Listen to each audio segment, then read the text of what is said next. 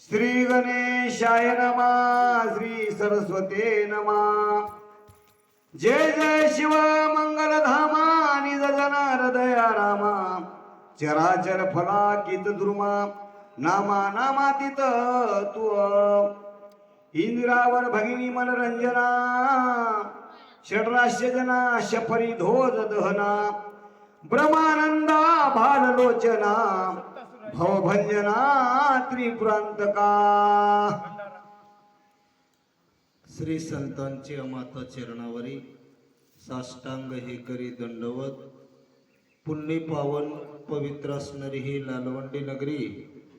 पवित्र नगरीमध्ये पवित्र असणाऱ्या मारुतीराया भगवान देवादिदेव महादेव पांडुरंग परमात्मा रुक्मिणी माता जगाचे मालक असणारे आनंद प्रभू त्या दत्त प्रभूच्या दरबारात दरवर्षीप्रमाणे याही वर्षी अखंड हरिनाम सप्ताह जवळपास 80 वर्षापासून चालत आलेला हा सप्ताह आणि अखंड हरिनाम सप्त्यातील पहिला दिवस. पहिल्या दिवशी दुपारच्या क्षेत्रामध्ये शिवलीला अमृत ग्रंथ या ठिकाणी आयोजित केलेला आहे. सज्जन हो, मायबाप हो, पहिलं प्रथम पांडुरंग परमात्म्याच्या चरणावर नतमस्तक होऊन मारुतीरायाच्या चरणावर नतमस्तक होऊन या ठिकाणचे अधिष्ठान मूर्ती वाचक सूचक टाळकरी विनेकरी पारेकरी कीर्तनकार सर्व श्रुती सज्जन मायबाप वयोवृद्ध तपोवृद्ध ज्ञानवृद्ध सर्व साधू संत मंडळी सर्वांच्या चरणावर नतमस्तक होऊन शिवलीला अमृत ग्रंथातील 3रा अध्याय आणि 3ऱ्या अध्यायाची सुरुवात झालेली आहे.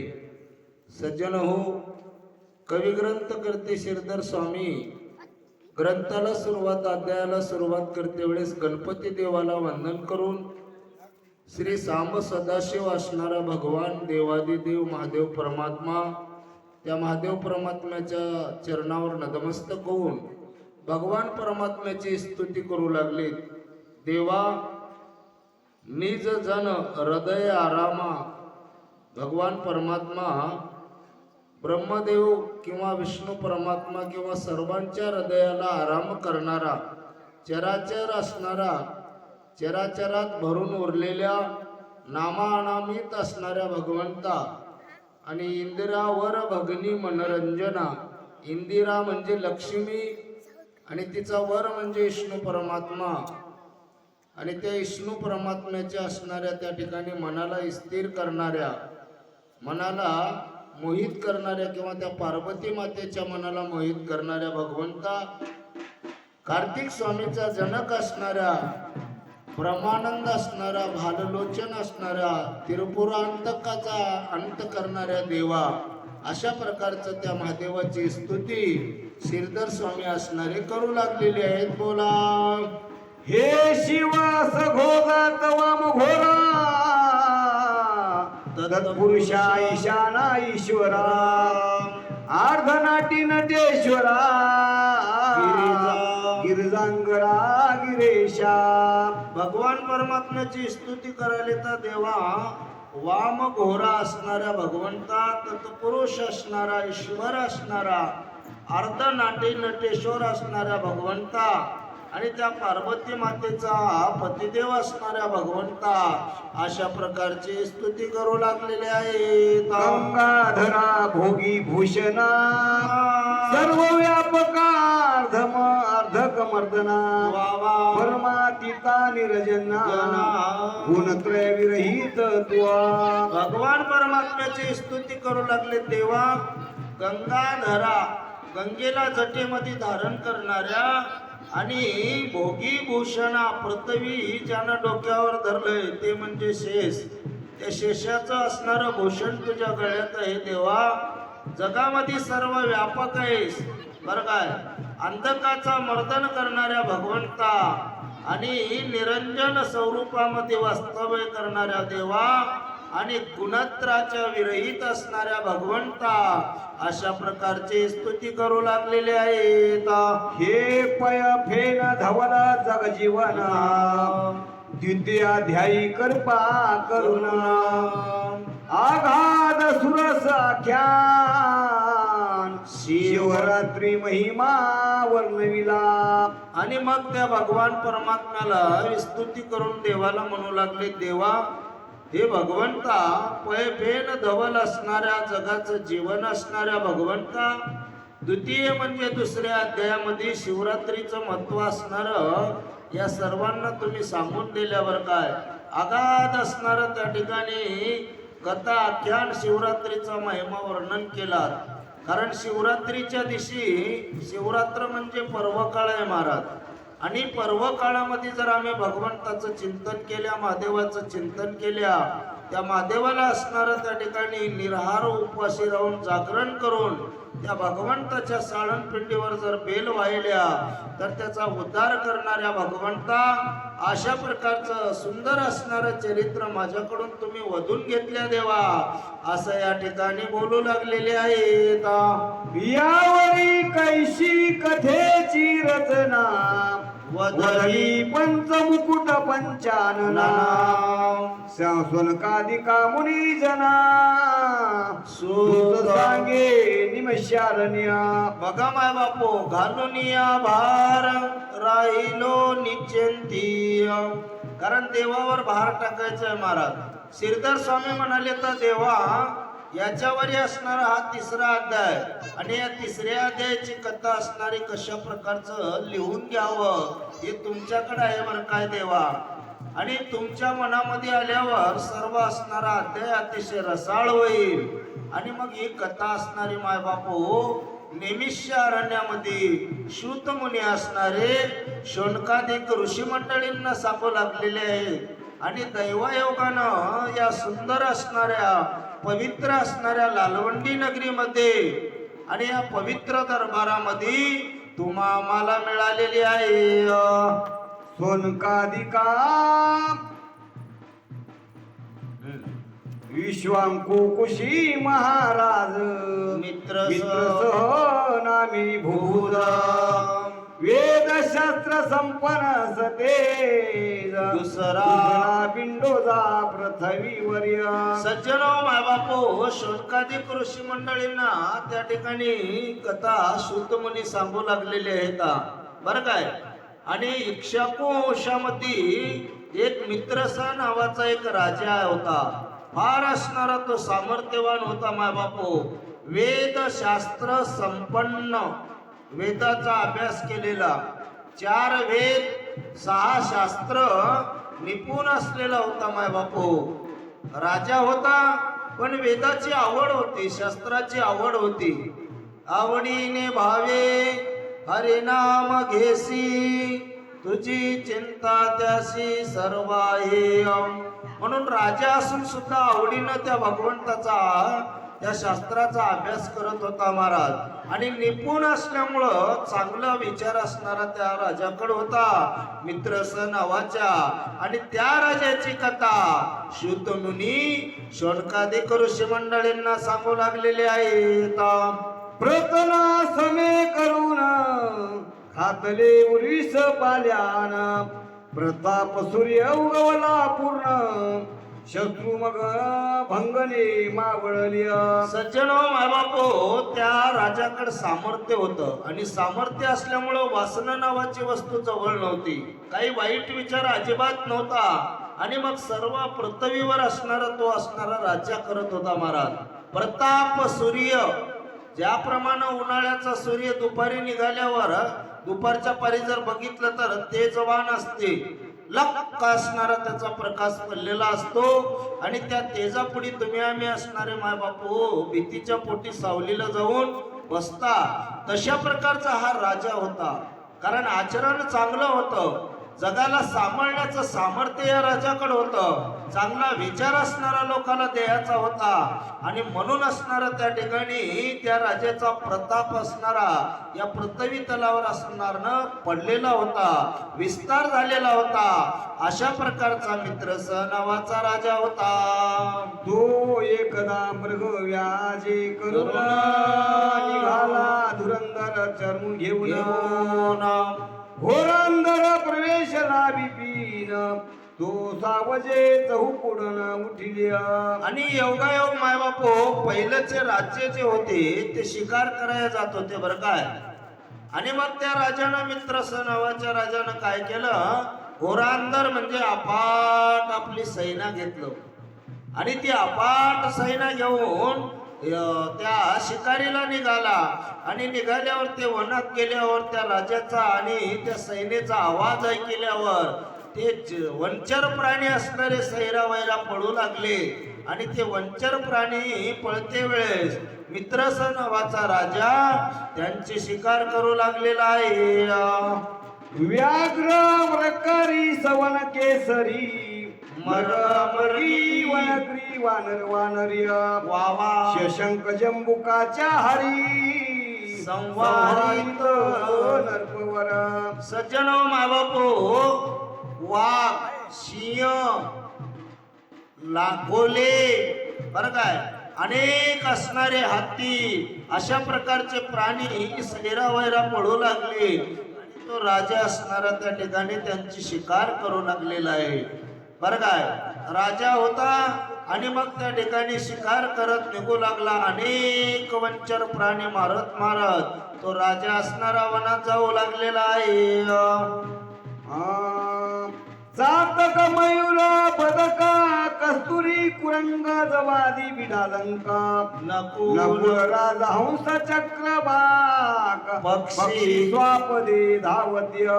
सज्जनो मायबापो, चातक होते, मयूर होते, नकुल होते, अनेक प्रकारचे वंचर प्राणी होते. आणि ते वंचर प्राणी असणारे धाव घेतलेले होते. राजाचं सैन्य आणि राजा येऊ लागलेला होता. आणि म्हणून हे सगळे असणारे त्याच्या भीतीच्या पोटी सैरावैरा पळू लागलेले आहेत. नरप मारिले जीव बहुवस त्यात एक मारिला राक्षस महाभयानक तामस गतप्राय होनी पडिला. राजानं असणार त्या ठिकाणी अनेक जीव मारलं महाराज. पण योगायोग असा झाला त्याच्यामध्ये एक भयानक असणारा राक्षस होता. त्या राक्षसाचा वध या राजाकडून झाला.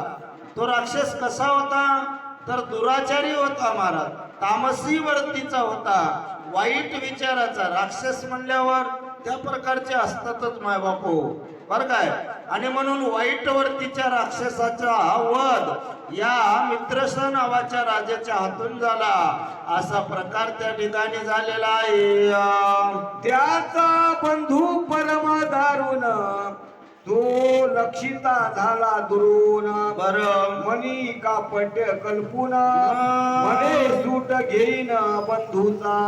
सज्जन मायबापो, त्याचा बंधू असणारा अतिशय दारुण आणि वाईट वृत्तीचा होता बरं काय. कारण राक्षस म्हणल्यावर त्याची वृत्ती तशी असते. आणि म्हणून असणाऱ्या त्या राक्षसानं बघितलं माझ्या भावाला मित्रस नावाच्या राजानं मारलेला आहे, थोडस चिंतन करायचं आहे महाराज. आम्ही आमच्या भावाकडे लक्ष देत नाही, आम्ही आमच्या भावाला दूर करायचा प्रयत्न करत्या. पण हे राक्षस असून सुद्धा नकळत मित्रस नावाच्या राजाच्या हातून हा राक्षस मारला गेला. आणि त्याचा भाऊ म्हणाला कपट का करणार नाही, पण याचा सूड घेतल्याशिवाय राहणार नाही. यानं माझ्या भावाला मारलाय आणि नक्कीच मी याचा सूड याचा बदला घेतल्याशिवाय राहणार नाही, अशी त्या राक्षसाच्या अंतकरणातली वृत्ती झालेली आहे. आणि म्हणून तुम्ही आम्ही काय करावं माय बापू, आपल्या भावाला असणारं जवळ करायचा प्रयत्न करावं. हे शास्त्र आम्हाला शिकवते बरं काय. मित्र सह पातला सोनगला आसुरे धरिला मानव वेश, कृष्ण वसन वेष्टित विषय दरवी स्कंदी घेऊन या. सज्जनो माय बापू, मित्रस नावाचा राजा असणारा आपापल्या ठिकाणी राजवाड्यामध्ये वापस आला सायंकाळी. आणि मग वापस आल्यावर त्या ठिकाणी तो जो राक्षस होता, त्या मेलेल्या राक्षसाचा भाऊ, त्यानं असणारा मानवाचा वेश धारण केला बर काय. आणि स्वयंपाक करणाऱ्याचा वेश धारण करून आपलं शस्त्रास्त्र असणारं आपल्या जे काही साहित्य होतं ते साहित्य आपल्या सोबत घेतलं. आणि तो राक्षस असणारा या मित्रस नावाच्या राजाकड मानवाच्या वेशात आलेला आहे.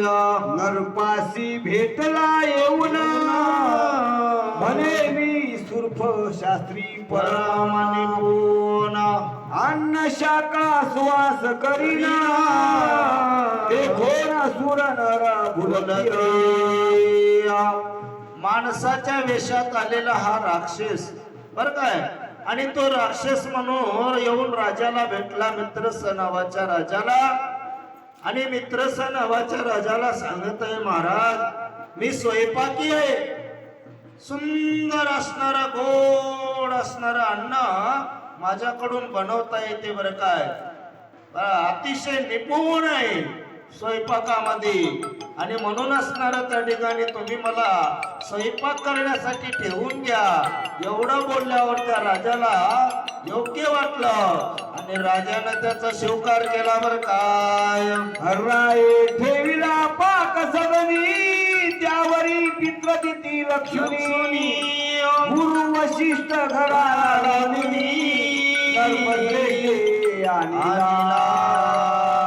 सज्जनो माय बापू, राजानं असणार त्या ठिकाणी त्या मित्रस नावाच्या राजानं त्या आलेल्या माणसाच्या वेशात राक्षसाला स्वयंपाक करण्यासाठी ठेवून घेतलं. कारण राक्षस कपट केलेला आहे महाराज. पण राजाकडे कपट नावाची वस्तू होती का? अजिबात नाही महाराज बर काय. आणि योगायोग असा झाला, त्या मित्रस नावाच्या राजानं त्याला ठेवून घेतलं. तो असणारा स्वयंपाक करू लागला आणि पित्रतिथी आली बर काय. आपण पित्र म्हणत्या, ते पित्रतिथी आली किंवा पुण्यतिथी आली त्यावेळेस असणार मित्रस नावाच्या राजानं आपल्या गुरु त्या ठिकाणी, कारण पित्रतिथीला असणार त्या मित्रस नावाच्या राजानं बोलवलं. आणि मग त्यांचे गुरु म्हणजे वशिष्ठ मुनी आहेत महाराज बरं काय. कुठलंही कार्य आमच्या इथं असो तर आम्ही काय करावं, तर आमच्या माऊलीला बोलवावं महाराज. आणि म्हणून त्या राजाला शास्त्राचा अभ्यास होता आणि अभ्यासाच्या विचारानं तो राजा आपल्या गुरु माऊलीला बोलवलंय बरं काय. मायबापू, गुरु या जीवाचा उद्धार करणारे असतात. आणि म्हणून तुम्ही आम्ही सुद्धा या प्रकारचं कार्य करावं अशा प्रकारचा विचार करून त्या मित्रस नावाच्या राजानं गुरुला घरी बोलवलेला आहे. भोजनालाब्ज नंदन हो राक्षसे कापट्य सबृण शाकांत नरमास शिव ऋषी सानून वाढिले हो. सज्जनो मायबापो, त्या कपट वेशामध्ये, वाईट विचारामध्ये त्या माणसाच्या वेशात आलेला हा राक्षस स्वयंपाक करण्यासाठी आलेला होता. त्याच्या मनामध्ये कपट आलं बरं काय. कारण आता ही संधी आली, संधीचं सोनं करून घ्यावं बरं काय. द्वेष होता आणि म्हणून त्यानं नर मांस, नर म्हणजे माणूस, माणसाचा मांस असणार शिजवलं आणि ते अन्न असणार या मित्रस नावाच्या राजाच्या गुरुला म्हणजे वशिष्ठ मुनीच्या असणार त्या ताटामध्ये वाढलं माय बापू. अशा प्रकारचं कार्य या राक्षसाने केलं. आणि मग काय होते ऐका. त्रिकाल ज्ञानी वशिष्ठ मुनी सकळ ऋषी माझी शिरोमणी कापट्य सकळ जाणुनी मित्र शापिला. सज्जनो माय बापू, वशिष्ठ मुनी म्हणजे काय साध्य आहे का? नाहीत महाराज. कारण ना भगवान रामचंद्र प्रभूचे स्वतः ते गुरु आहेत महाराज बरं काय. आणि वशिष्ठ मुनीला काय कळत नव्हतं, त्रिकाळ ज्ञानी होते. भूतकाळातलं कळत होतं, वर्तमान काळ कळत होता आणि भविष्य काळ सुद्धा कळत होतं. आणि कळालं कळाल्यावर या ताटामध्ये नरमास वाढलं हा विचार करून असणार त्या वशिष्ठ मुनीनं आपल्या शिष्याला म्हणजे मित्रस नावाच्या राजाला शाप दिला महाराज.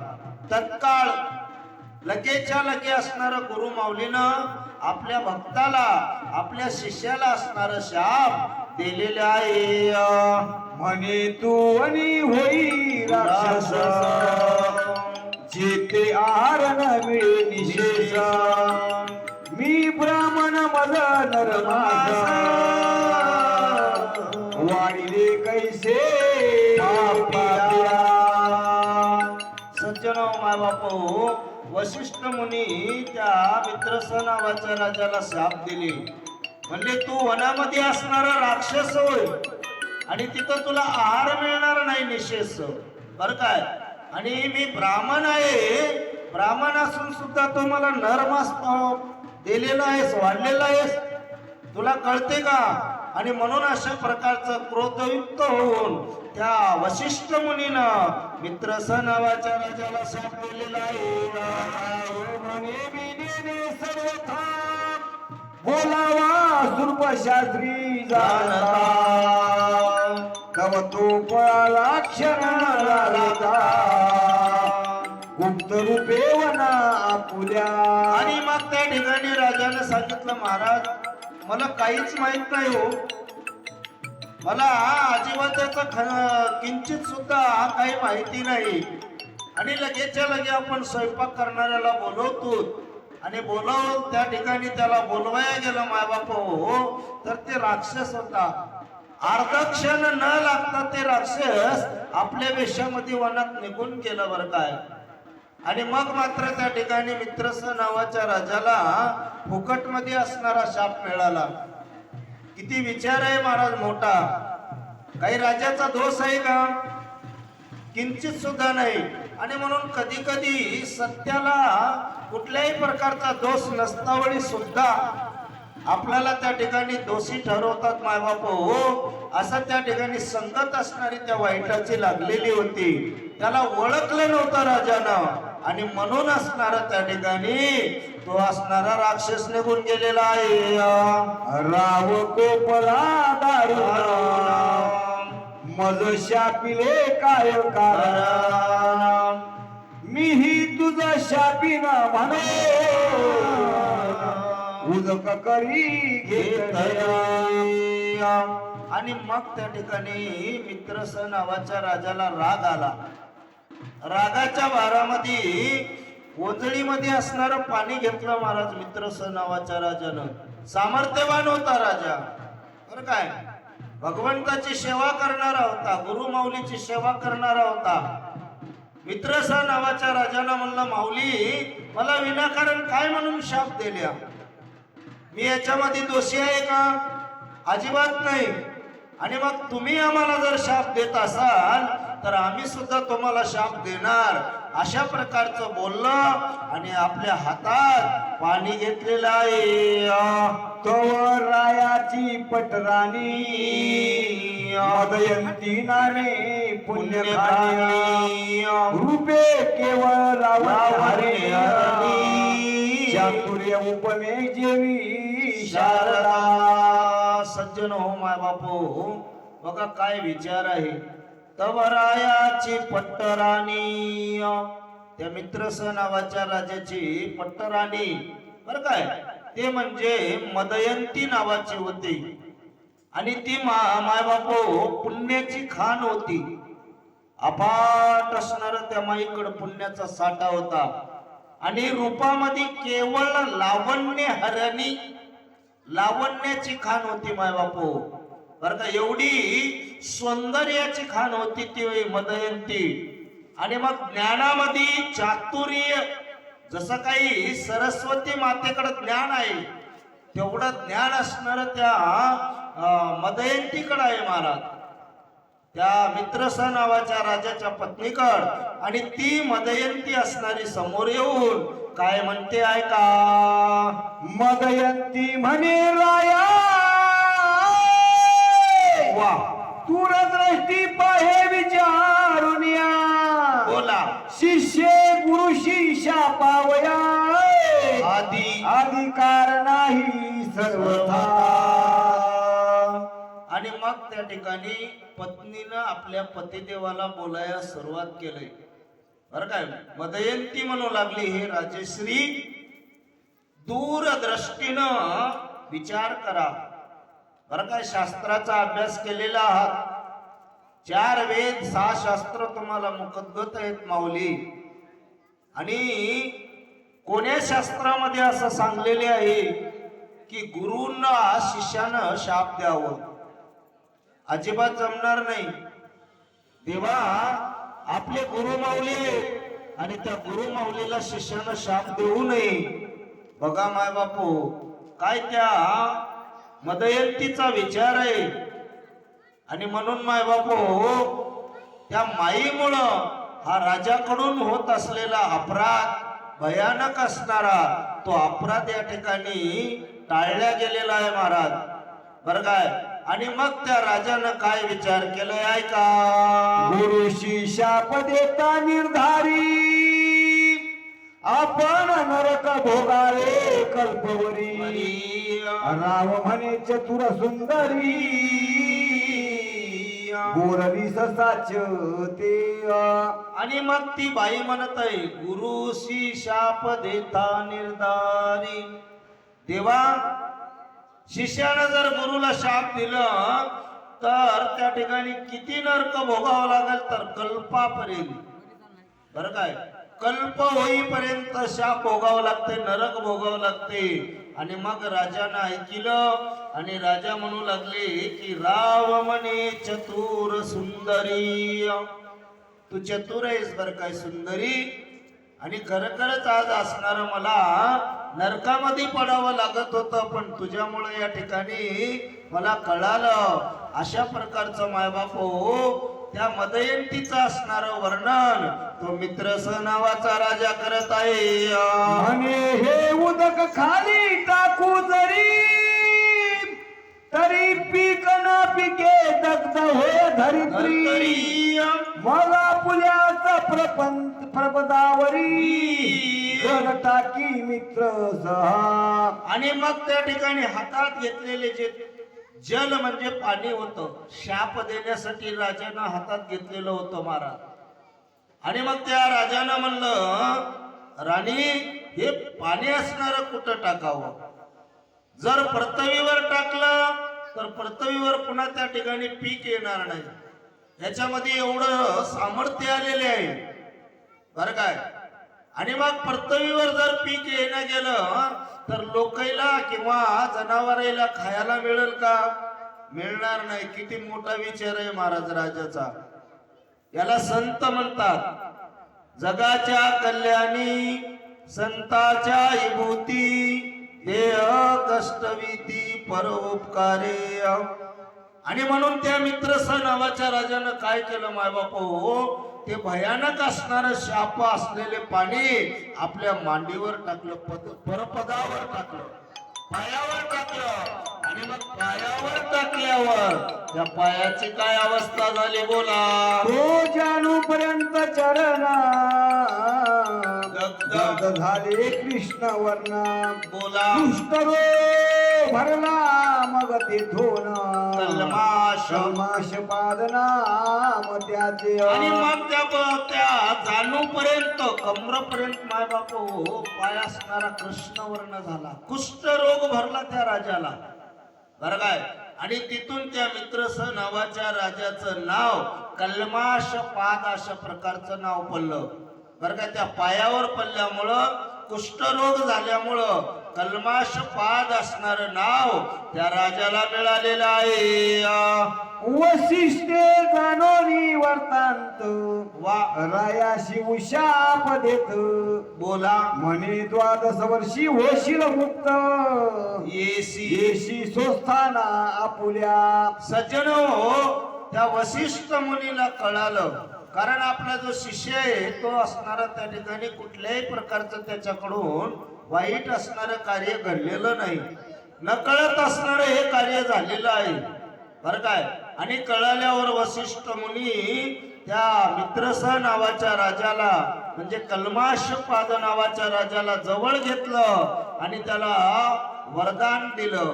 म्हणले बाळा, तू 12 वर्ष असणार या ठिकाणी भोग भोगशील आणि 12 वर्षाच्या बाद आपापल्या असणाऱ्या राज्याच्या ठिकाणी वापस येशील बर काय. अशा प्रकारचा आशीर्वाद त्या वसिष्ठ मुनीनं कल्माशपाद नावाच्या राजाला दिलेला आहे. गुरु पावला अंतर ध्यान मग कल्माशपाद राक्षस होना शुद्धाक्रांत निशिदिना वनी वनी भक्षी जीव सर्व. आणि मग त्या ठिकाणी आशीर्वाद दिलं, निघून गेले. गुरु असणारे अंतर्ध्यान पावले वसिष्ठ मुनी. कल्माशपाद नावाचा राजा असणारा त्या ठिकाणी राक्षस झाला. शाप आहे महाराज.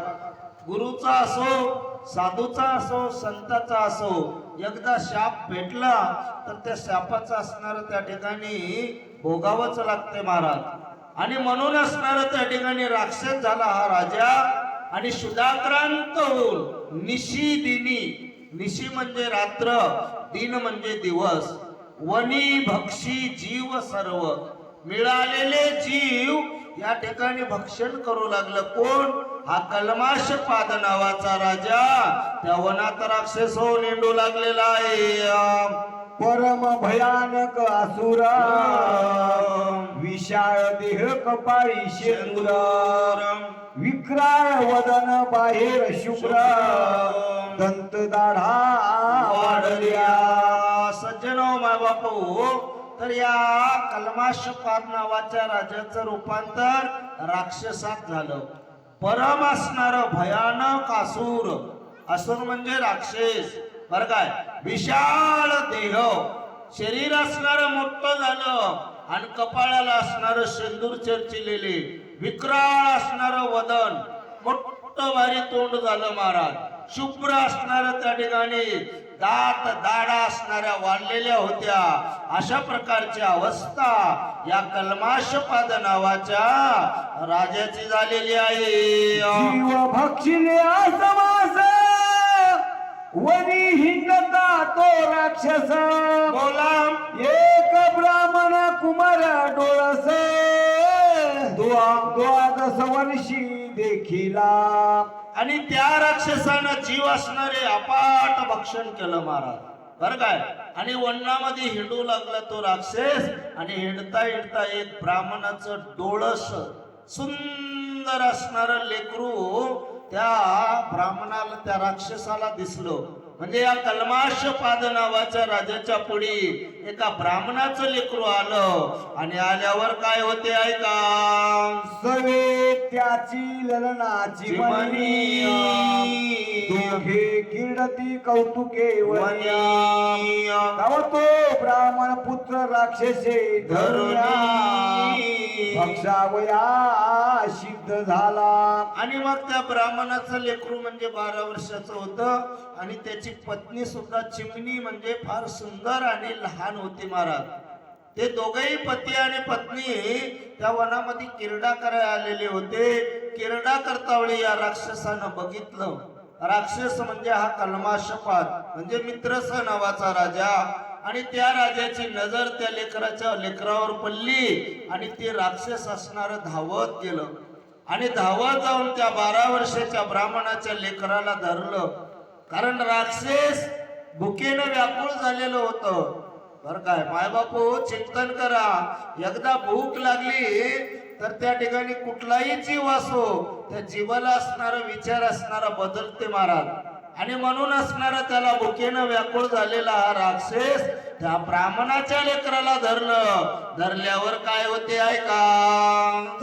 त्याची वधू काकुळती येत अरे अरे तू मित्रास राजा पुण्यवंत गो ब्राह्मण त्रिपालक सत्या माझा कांत मारू नको. आणि मग त्या ब्राह्मणाच्या लेकराची पत्नी समोर आलेली आहे. आणि समोर येऊन दोन्ही हात जोडून म्हणू लागलेले आहे, राजा राजा राजा थांब म्हणले. तू मित्रस नावाचा राजा आहेस आणि तू पुण्यवंत आहेस. आता असणार पुण्य तुझ्याकडे आहे राजा. गायीचं पालन करणार आहेस, ब्राह्मणाचं पालन करणार आहेस. बरं काय, गो ब्राह्मणाचा प्रतिपालक, दोघांचंही पालन करणार आहेस. आणि माझी विनंती आहे, माझे शब्द सत्य आहेत, मी तुला हात जोडतो, विनंती करतो, माझ्या पतिदेवाला मारू नको. त्या ब्राह्मणाची पत्नी त्या राक्षसाला आठवण करून देऊन विनंती करू लागलेली आहे. गडबडालोय सुंदरी करुणा करुणा भाकी पदर पसरिया सवेची जाऊनी चरण धरी जोडी झडकरी पती माझा. ती असणारी ब्राह्मणाची पत्नी गडबडा लोळू लागली महाराज.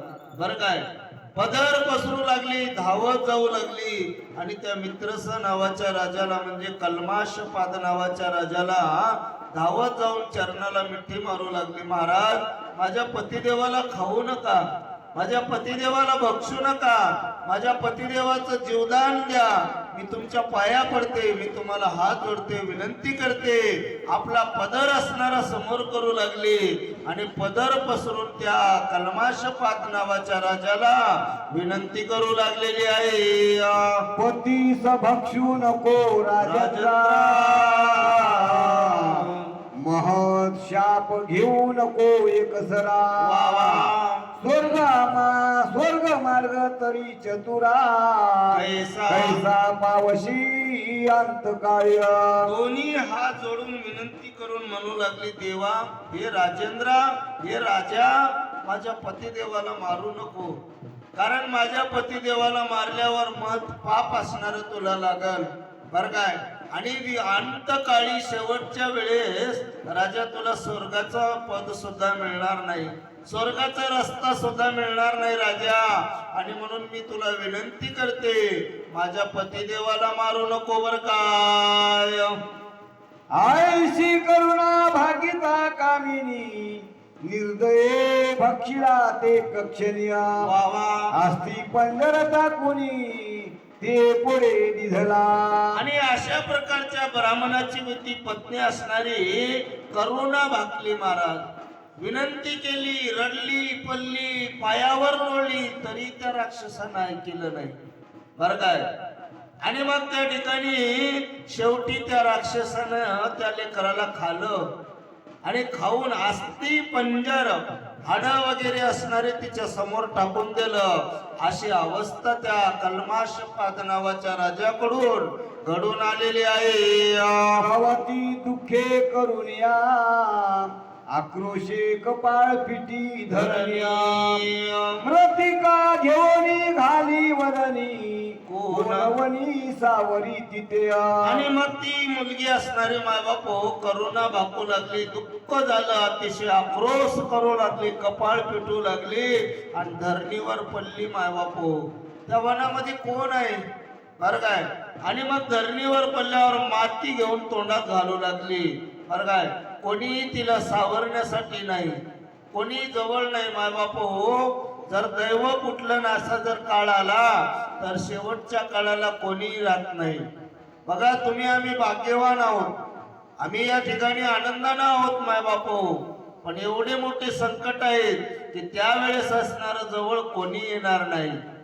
म्हणून तुम्ही आम्ही चिंतन करावं.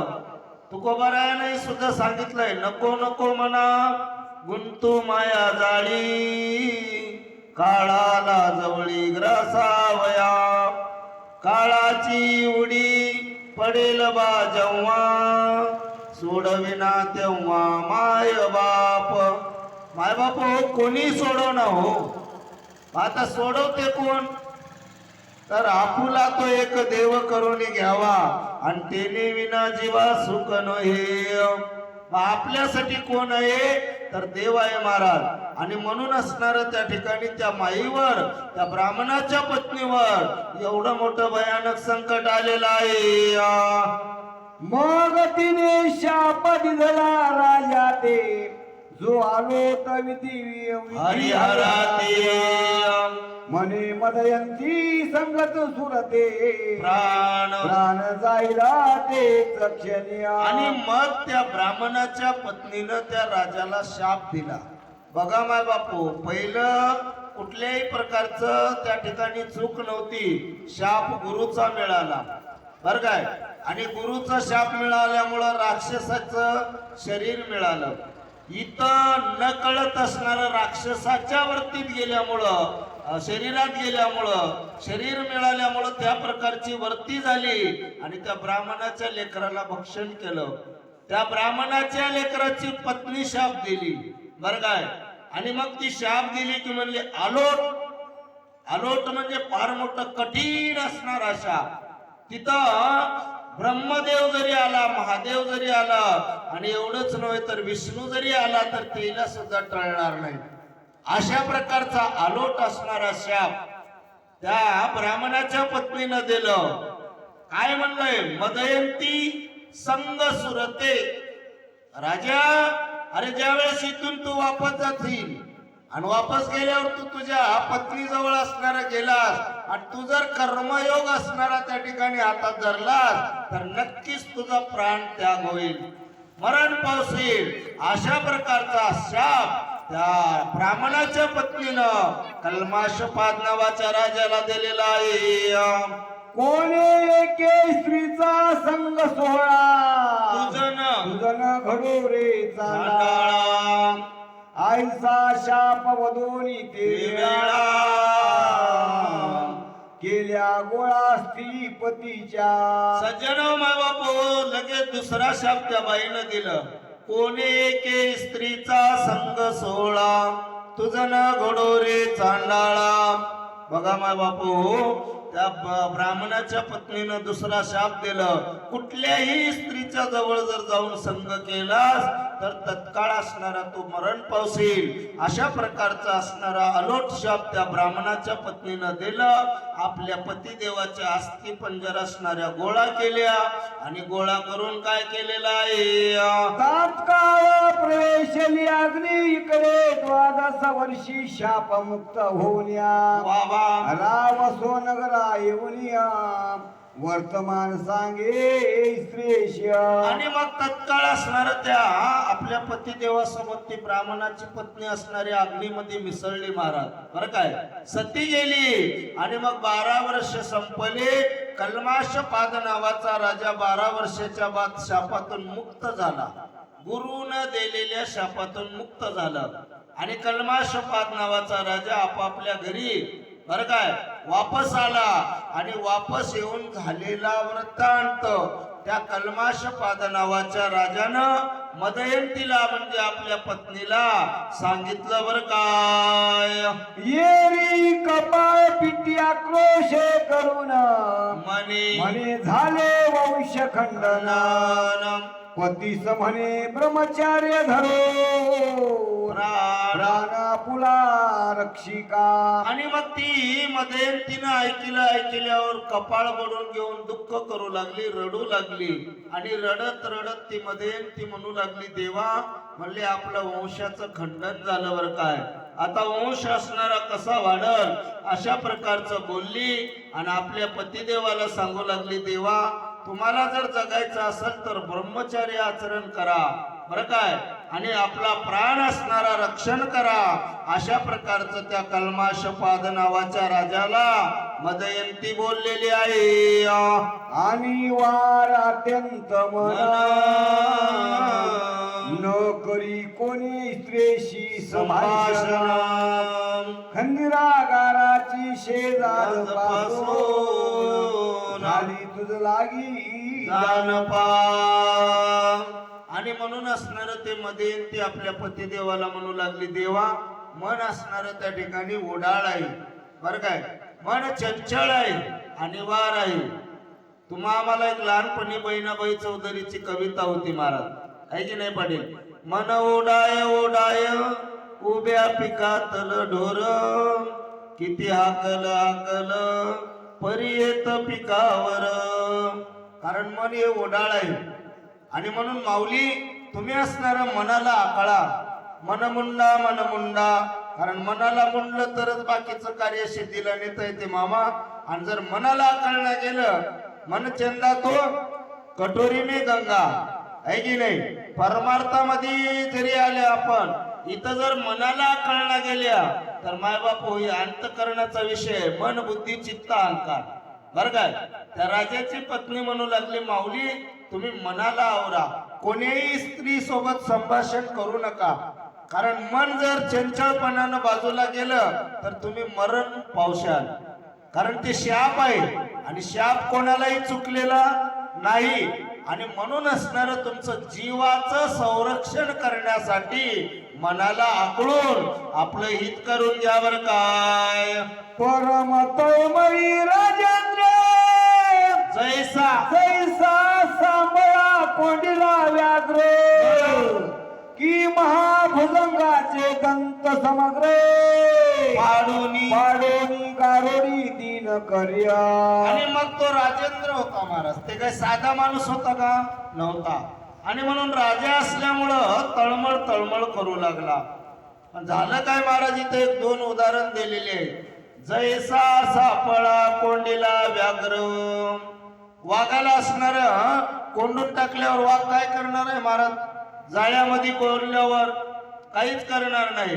किंवा मोठा भारी भुजंग आहे, सर्प आहे, दारुड्यानं त्याचे दात पाडले आणि दात पाडून गावानं सारे घेऊन हिंडाले, काय करणार आहे सर्प?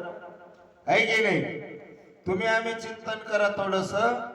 आमचं वय झालंय आणि दात गळून गेली, किती जरी चांगली कडक भाकर आणि दही दिलं तर खाईल काय वाघ?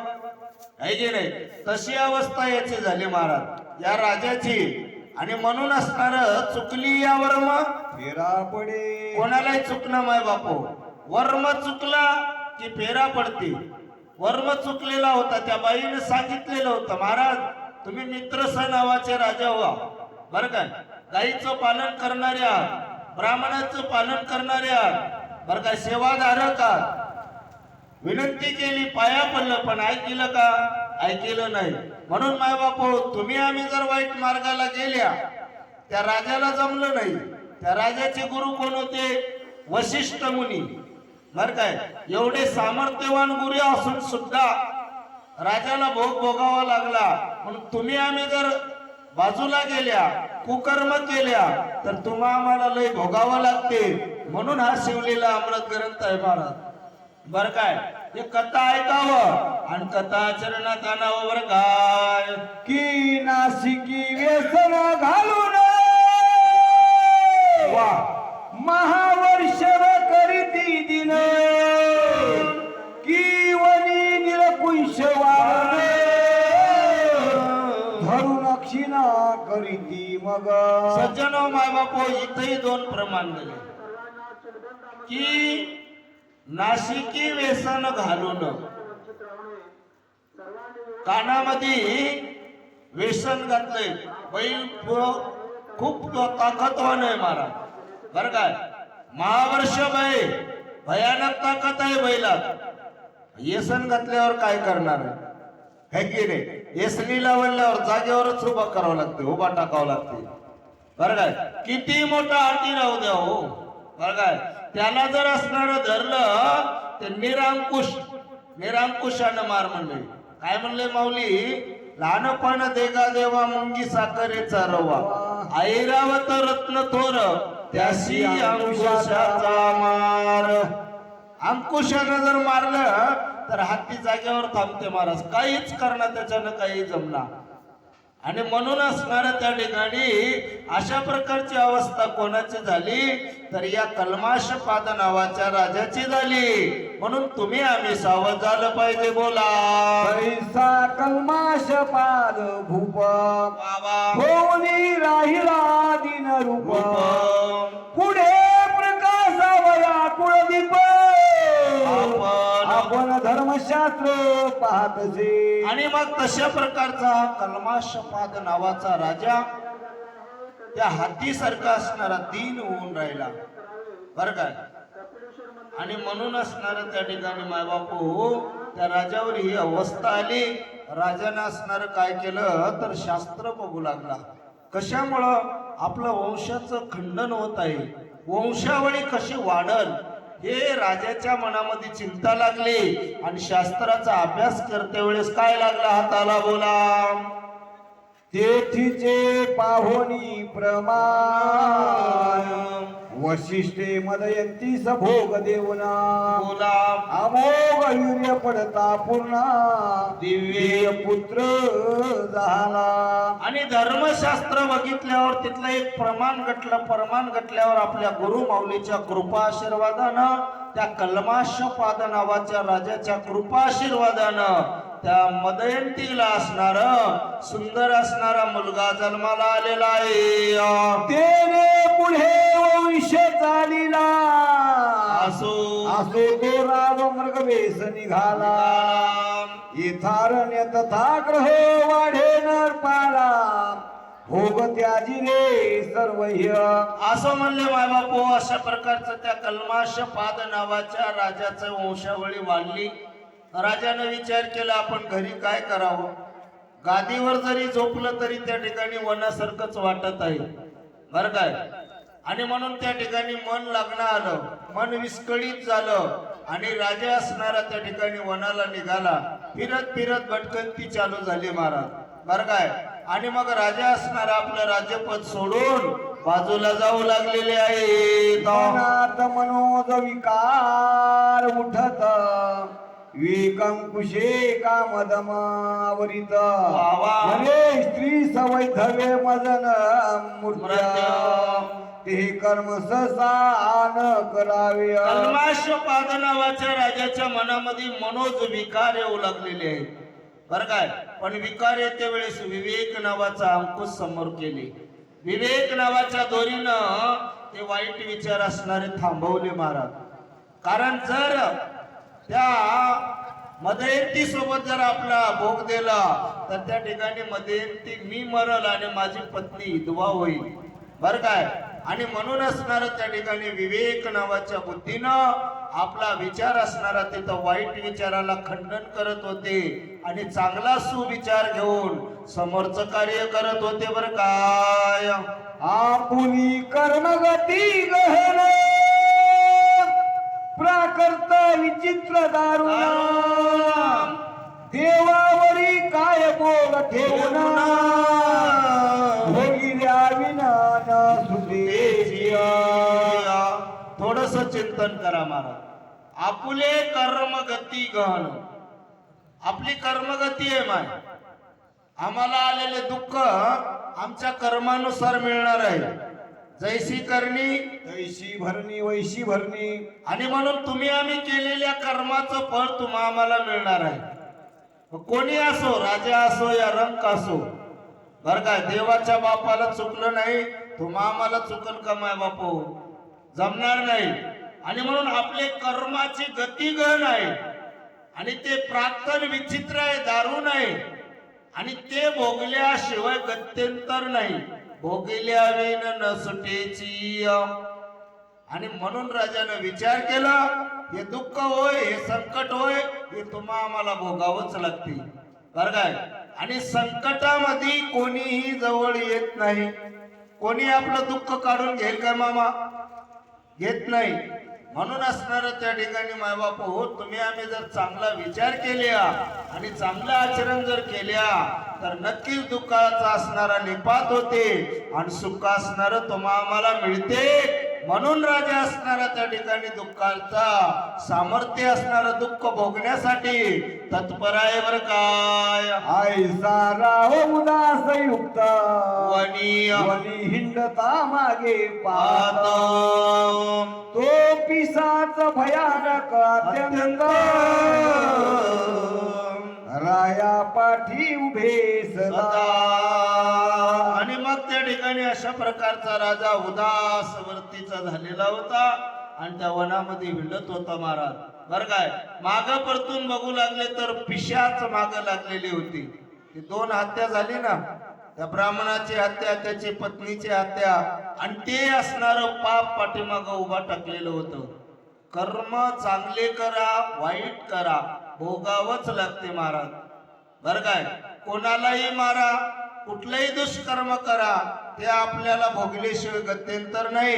आणि म्हणून असणार त्या ठिकाणी ते पिशाचवत होऊन पाठीमाग उभा टाकलंय, खांद्यावरच बसवलं येऊन केलेले कर्म.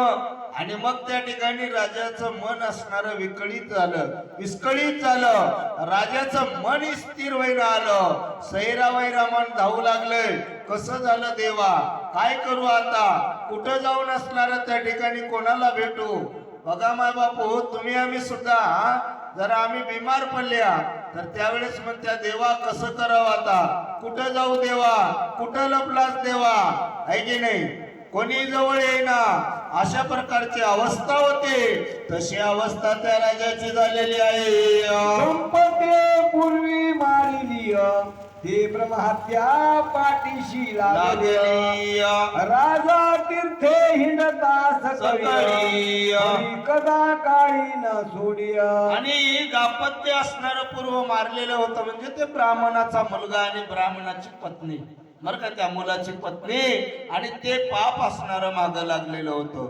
राजा तीर्थयात्रा फिरू लागले, हिंडू लागले, पण राजाच्या मागलं पाप काय जायच ना आलं महाराज. कठोर असणार, भयानक असणार पाप होत. आणि म्हणून असणार त्या ठिकाणी राजाला भोगावं लागलं. बोला न सोडी स्वप्नी जागृतीत महाविक्राळ दांत कर्करा खात. राये व्रते केले बहुत दान देत बहुसा. आणि मग जागृती अवस्था स्वप्न अवस्थेमध्ये सुद्धा सोडणं आलंय. जागृती अवस्था म्हणजे आपण ज्या वेळेस झोपीतून बाहेर उठून आता ज्या अवस्थेत आहे त्याला जागृती अवस्था म्हणतात. जागृती सोबत सुद्धा पाठीमागे येऊन ते उभा टाकाले. स्वप्नामध्ये सुद्धा तेच, तीर्थ केलं, व्रत केलं, दान केलंय, काही केलं तरी ते काही सुटच ना आलंय महाराज. एवढं भयानक असणारं पाप राजाकडून झालेलं होतं. आणि त्या ब्राह्मणाच्या पत्नीचा शाप होता. आणि म्हणून असणारं दुःख होऊ लागलेलं आहे. आयसा हिंडता राव भागला मिथुला नगरा समीपाला. वनश्री देखता नंदला बरी बरी परमहत्या पाठीशी उभी हो. सज्जन माय बाप, अशा प्रकारचं असणार राजा असणार हिंडून हिंडून भागला, बरं थकला माय बाप, आहे की नाही. तुम्ही आम्ही सुद्धा थकत्या माय बाप. जर आम्हाला काही झालं तर किती म्हणून फिरणार, खूप त्रास व्हायलाय.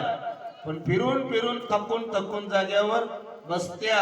आणि एवढ्यामध्ये असणार मिथुला नगरीच्या जवळ आलं. मिथुला नगरीमध्ये एक वन आहे, त्या वनामध्ये आले.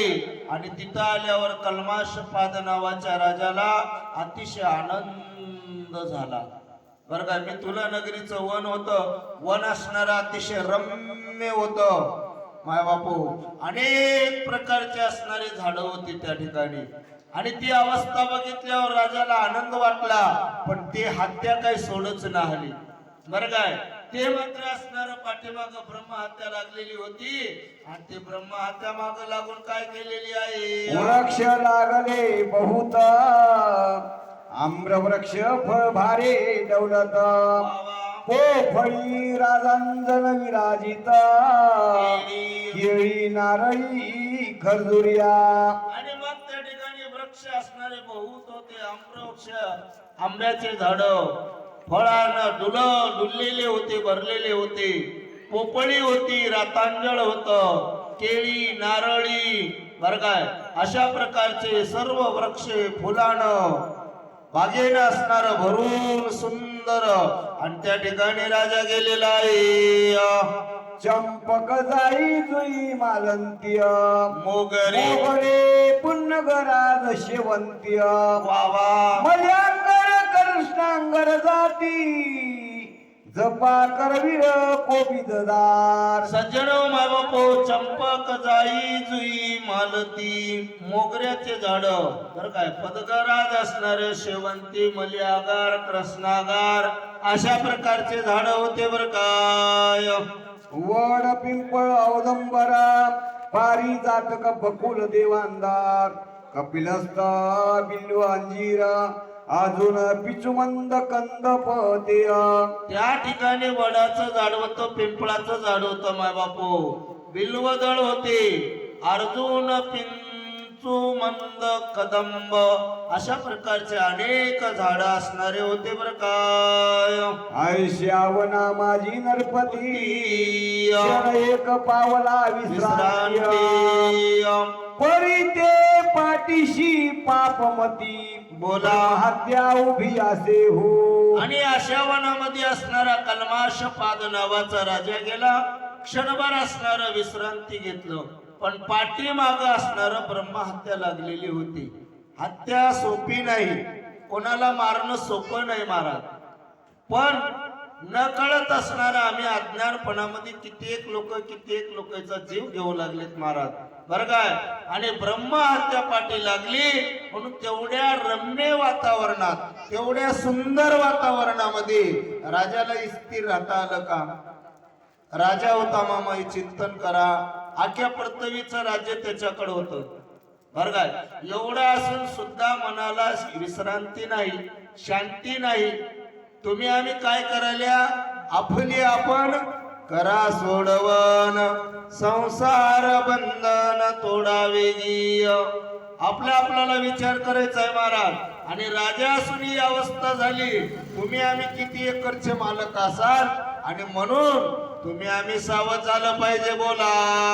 तो उगवला भाग्यवासर म्हणी की निधान जोडे रंकाला लागोनिया की शुद्धीता पुढे उचंबळो शिराब्दी शिराब्दी जैसा पातला. योगायोग महाराज त्या ठिकाणी तो उगवला भाग्यवासर म्हणी, भाग्याचा सूर्य निघाला महाराज, भाग्याचा दिवस निघाला. लई दिवस लागणार हो, काही दिवस दुःखाचे असतात, आणि दुःख संपल्यावर नको म्हणतानीच कोण्यातरी संताची भेट होते, साधूची भेट होते, आणि तिथं मात्र जीवाचा उद्धार झाल्याशिवाय राहत नाही.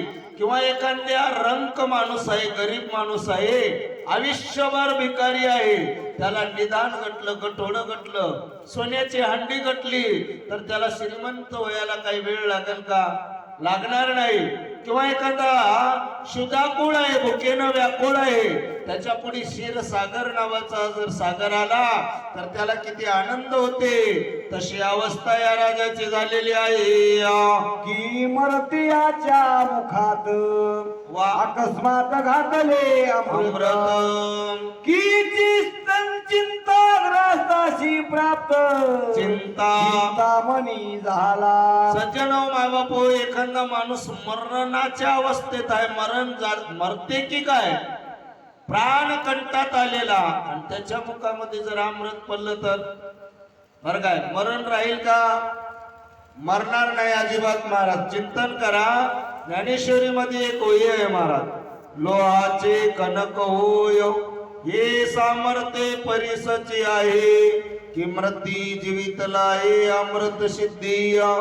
सज्जन हो, अमृताचा थेंब जर त्याच्या मुखामध्ये पडला तर ते मेलेले माणूस सुद्धा जिवंत होते म्हणा बरं काय.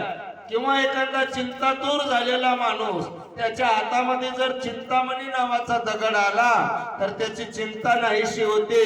तशा प्रकारची अवस्था या कल्माशपाद नावाच्या राजाची झालेली आहे. तैसा तापसया माझी मुकुटमणी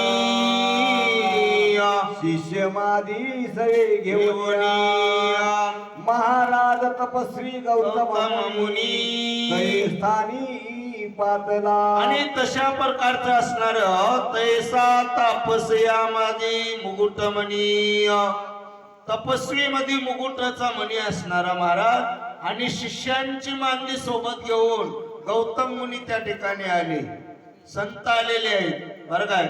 उजळली या भाग्याता अवघी चिंता वारली, संत दर्शनी हा लाभ पद्मनाभ जोडला.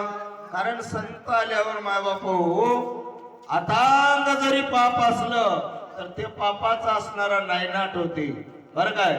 संतांचे अंग लगे पापांते जिनने गंगे, आणि म्हणून असणार त्या ठिकाणी गौतम मुनी अपाट आपले शिष्य मंडळी घेतले आणि त्या ठिकाणी आलेले आहेत. राये घातले लोटांगणा दाटला अष्टभावे करुणा उभा टाकला कर जोडून करिस्तवन प्रीतीने. आणि मग त्या राजानं असणाऱ्या कल्माशपाद नावाच्या राजानं लोटांगण घातलं. महाराज लोटांगण म्हणजे खाली पडलंय बरं काय. आम्ही लोटांगण घालणार पायाही नीट पडणं आले आहे की नाही. शास्त्राचा विचार आहे महाराज.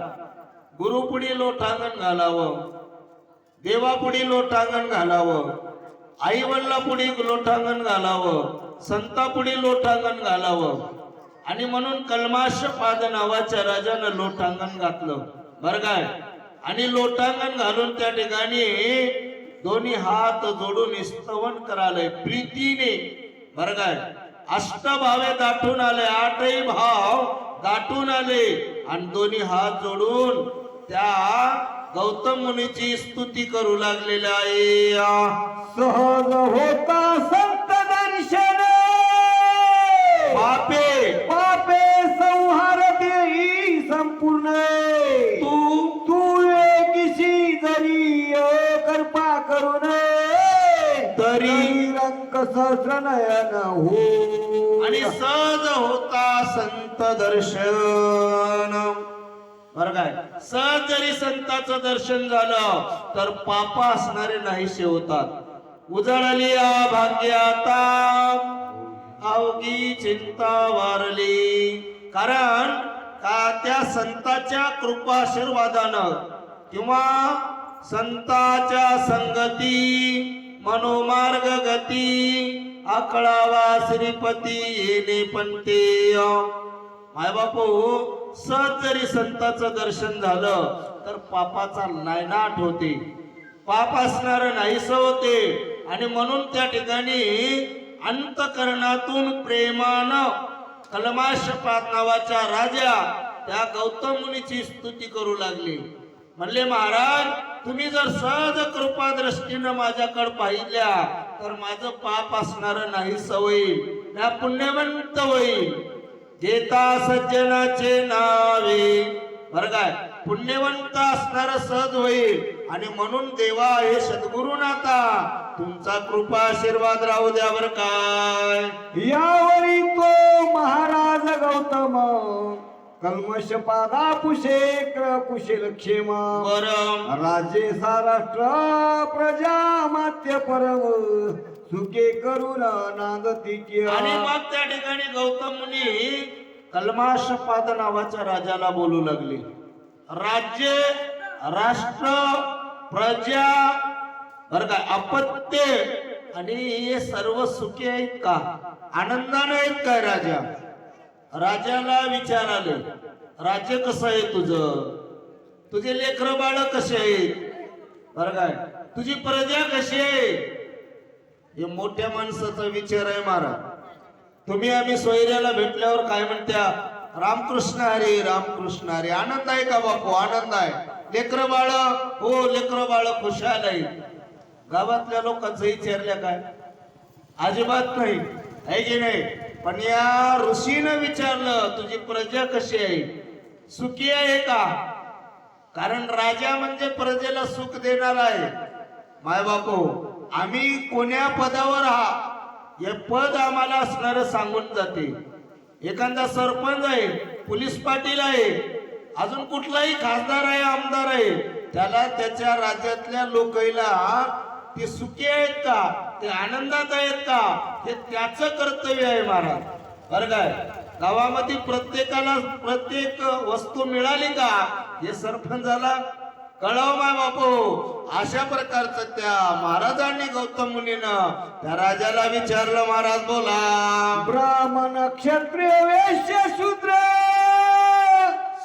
धर्माचरती की समग्र पशु सेवक पुत्र कलत्र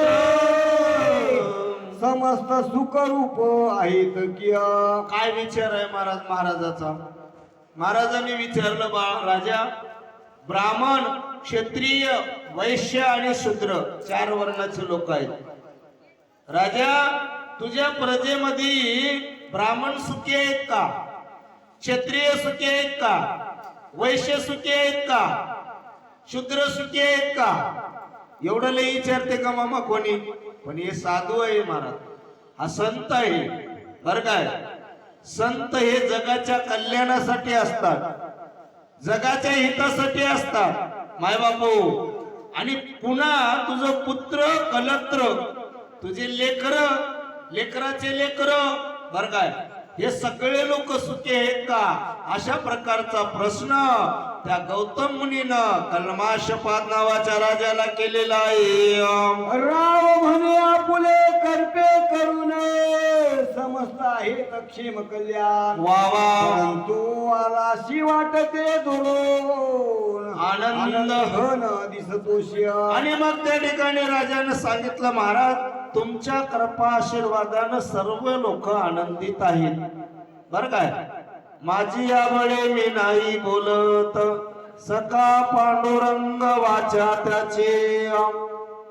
महाराज तुमच्या कृपा आशीर्वादानं सर्व लोक सुखी आहेत. बघा महाराज, तुम्ही आम्ही सुद्धा काय म्हणावं, आनंद आहे हो तुमच्या कृपा आशीर्वादानं. आणि म्हणून असणार महाराज तुम्ही फार दुरून आलेला आहात बरं काय, पण आनंद वाटत आहे तुमच्या चेहऱ्याकडे बघितल्यावर बघा. हे कल्माशपाद नावाचा राजा गौतम मुनीला बोलू लागलेले आहे. तुझ्या दर्शने मज वाटे सत्वर, ब्रह्मात्या दूर होईल समग्र. बोला. मग पूर्व कर्मे आपुले दुस्तर, ऋषी प्रती निवेदलीय. आणि मग त्या ठिकाणी ते कल्माशपाद नावाचे राजा म्हणू लागले, महाराज तुमच्या दर्शनानं असणार माझ्याकडे जे लागलेले ब्रह्मशा हत्येचं पातक आहे, ते पातक असणार नाहीस होते असं माझं अंतकरण म्हणत आहे बरं काय. अंतकरणाचा विषय मन बुद्धी चित्ताच्या ठिकाणी वाटालय महाराज. आणि तुमच्या कृपा आशीर्वादानं नक्की ब्रह्महत्येचं पातक नाहीस होते.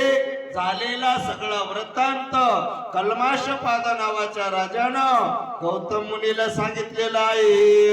गौतम म्हणे परम पवित्र भू कैलास कोक नक्षत्र, येथून मी आलो अपार, महिमा तेथीचा न वर्णवे. सज्जन माय बाप हो, गौतम मुनी असणारे त्या कल्माशपाद नावाच्या राजाला बोलाले. आतापर्यंत ऐकलंय आणि आता बोलू लागले. गौतम मुनी म्हणू लागले ता परम पवित्र, अतिशय पवित्र असणार. मग काय आहे? भू कैलास. भू म्हणजे जमीन, पृथ्वी. या पृथ्वी तलावरला कैलास म्हणजे गोकर्ण क्षेत्र. राजा या पृथ्वी तलावर कैलास आहे, ते म्हणजे गोकर्ण क्षेत्र आहे. आणि त्या ठिकाणाहून मी आलेला आहे, फार पवित्र आहे. आणि म्हणून शिवभक्त काय करावं महाराज, महाशिवरात्रीला तरी त्या गोकर्ण क्षेत्राच्या ठिकाणी जावावं बरं काय. ते साक्षात भू कैलास आहे महाराज. तिथं गेल्यावर हा जीव असणारा पवित्र होते बरं काय. आणि म्हणून त्या सुंदर असणाऱ्या पवित्र असणाऱ्या ठिकाणाहून मी आलेला आहे बरं काय. ओंकार रूपे कैलासनाथ, भवानी सहित तेथे नांदते, सुरासुर किन्नर सेवित, अर्ध मात्रा पीठ जी हो. सज्जन बाबा सांगू लागले, ओंकार रूपे कैलासनाथ. ओंकार रूपामध्ये कैलासाचा नाथ असणारा म्हणजे महादेव परमात्मा भवानी सहित असणार तिथं नांदत आहे. सूर असुर किन्नर सेवित. तिथं कोण कोण आहेत? सूर लोक आहेत म्हणजे देव लोक आहेत, असुर लोक आहेत, किन्नर लोक आहेत, गण गंधर्व आहेत महाराज. अर्ध मात्रा पीठ आहे आणि त्या ठिकाणी त्या महादेवाचं चिंतन करतात बरं काय. सर्व देव लोक तिथं येऊन नामस्मरण करतात. अशा प्रकारचं आहे बरं काय. त्या गोकर्णीचे शिव दर्शन ब्रह्मादिका दुर्लभ जाण, तेथे इंदिरा सहित जनार्दन तप गहन आचरत. आणि मग त्या ठिकाणी ठिकाणी गोकर्णेचं शिवदर्शन असणार मायबाप हो ब्रह्मादिकाला दुर्लभ आहे. इंदिरे सहित जनार्दन म्हणजे लक्ष्मी सगट विष्णू परमात्मा बर काय. आणि तिथं नांदतात, तिथं राहतात महाराज. तप करतात, गहन असणार कठीण असणार तप त्या ठिकाणी आचरण करतात. आणि म्हणून ते पवित्र असणार ठिकाण आहे. त्या ठिकाणी गेल्यावर माबाप हो कोट्यावधी पापाचा नायनाट होते बर काय. अशा प्रकारचं पवित्र स्थळ म्हणजे गोकर्ण नावाचं क्षेत्र आहे बर काय. कोटी सूर्याची प्रभा मृणाना सहित शिव उभा कैवल्य गर्भीचा पूर्ण गाभा तिथीचा शोभान वर्णवे. कोटी सूर्याची त्या ठिकाणी प्रभा आहे महाराज. कैलासनाथ असणारा तिथं येतात आणि मग त्या ठिकाणी कैवल्याचा गाभा आहे आणि त्या ठिकाणची शोभा असणारं वर्णन करता येणार नाही. अशा प्रकारचे सुंदर असणारे ते ठिकाण आहे बरं का.